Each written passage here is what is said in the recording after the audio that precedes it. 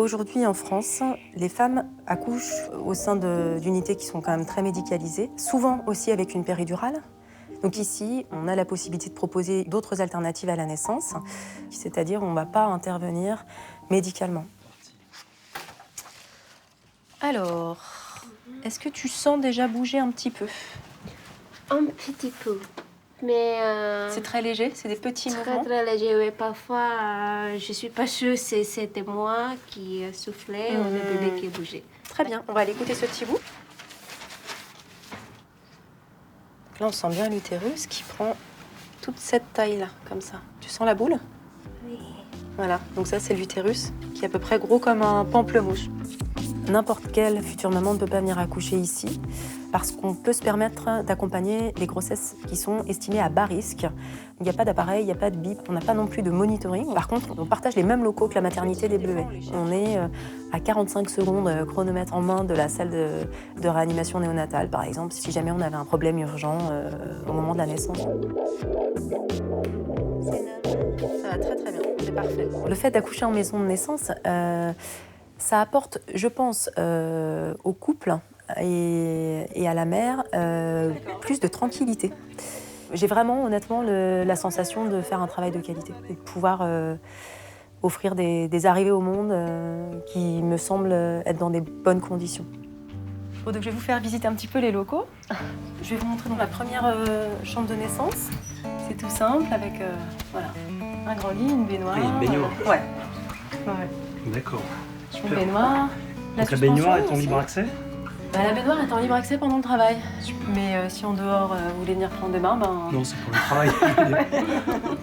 La notion de maison dans maison de naissance, elle est importante parce que ça veut dire que quand on arrive ici, on arrive dans un endroit où on peut faire comme chez soi. Est-ce qu'on peut mettre des bougies? Ouais, bien sûr. Vous pouvez amener tout ce que vous avez envie d'amener, qui fait que vous vous sentez bien et que vous vous sentez Oui. tranquille. C'est très mignon et c'est vraiment comme à la maison.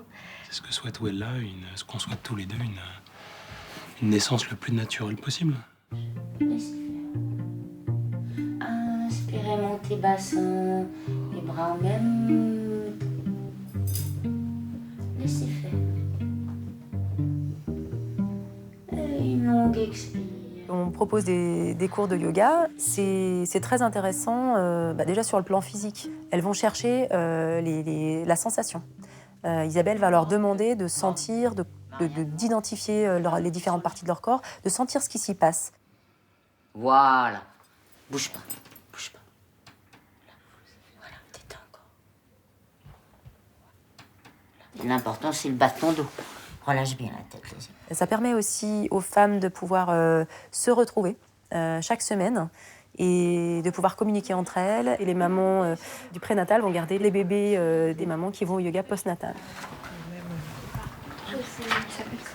Elle s'appelle Ava.